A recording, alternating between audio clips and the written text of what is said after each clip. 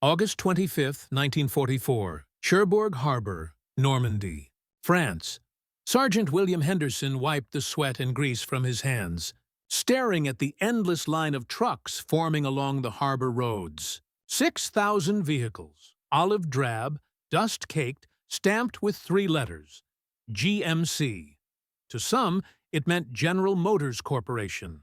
But to the thousands of men preparing to climb into those trucks, most of them African American, it meant something far greater. It meant hope. It meant survival.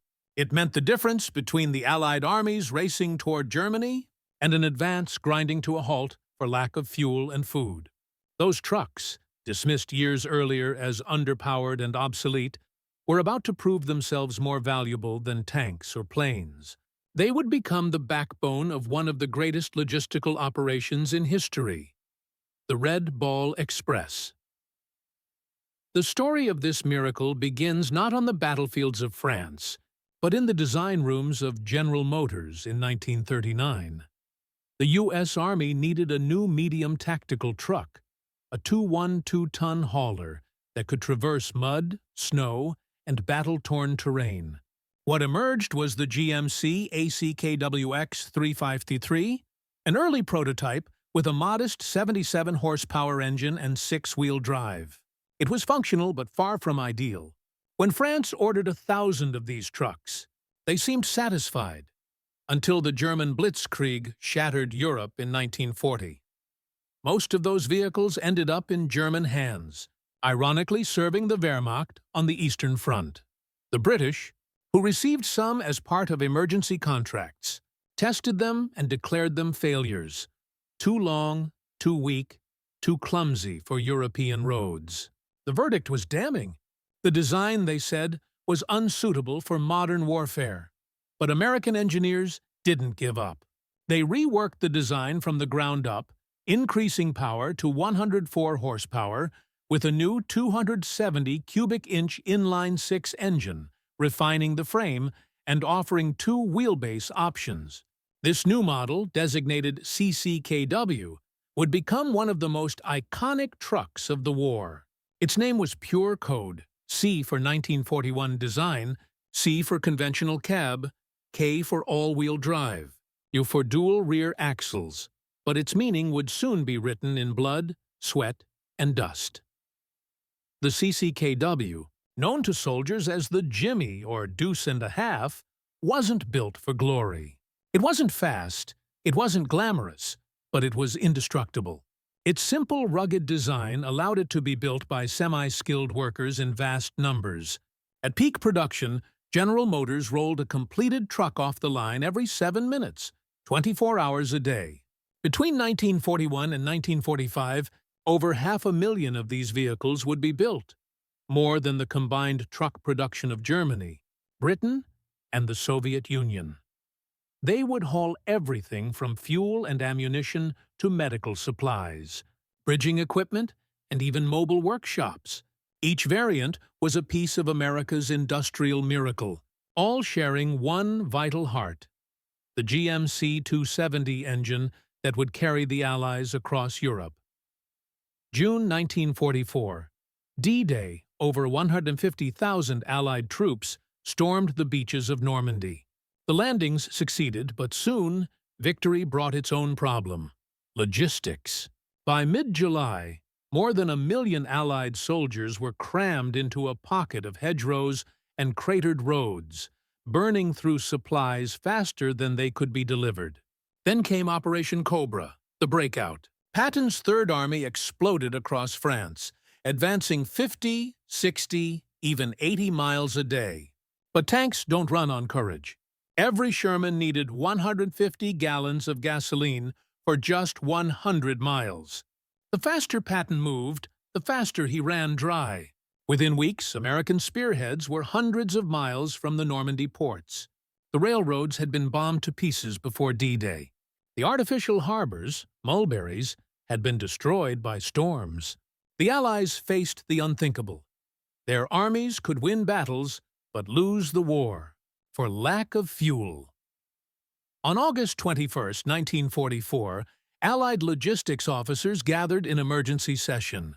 Their solution was as bold as it was desperate: a non-stop highway convoy system, an express road of war. Two routes would stretch from the ports to the front, one for loaded trucks, one for the return. Every other vehicle would be banned. Military police would control intersections. The roads would never stop moving. The operation would be called the Red Ball Express, named after railroad Red Balls, priority freight that always had the right of way. Now came the hard part: the trucks and the drivers. They stripped vehicles from every unit that could spare one: artillery, engineers, medical companies. In all, 6,000 trucks, mostly GMC CCKWs, were assembled. But most of the men who would drive them were not frontline heroes. They were African-American soldiers, men the Army had segregated into service units, barred from combat under the false belief that they lacked courage or intelligence. Yet when the call came, these men stepped forward. 17,000 African-American drivers, joined by about 3,000 white soldiers, would form the beating heart of the Red Ball Express. Most were under 25, some barely trained, many driving heavy trucks for the first time. They worked in shifts that stretched for 54 hours straight. They called themselves the Truckin' Soldiers. The name stuck. At 5 a.m. August 25th, the first convoys rolled out. Red balls painted on signs and truck hoods marked the dedicated routes: northbound for loaded trucks, southbound for empties. Drivers tore through bomb-cratered roads, bridges held up by temporary girders, and villages still smoking from battle. They drove by night under blackout conditions, guided by the faint glow of cat-eye lights, two dim slits no brighter than cigarette embers. Many removed their engine governors, pushing their trucks past 60 miles an hour, praying the brakes would hold. Accidents were constant. Fatigue was worse. Men fell asleep at the wheel. Trucks jackknifed, rolled, burned. Yet they kept going, through rain, mud, enemy fire, and exhaustion that blurred the world into motion and noise. The CCKW became their companion and savior. Mechanics kept them alive with scavenged parts and improvised repairs. Belts cut from tent canvas, gaskets made from shoe leather, engines wired together with scrap metal.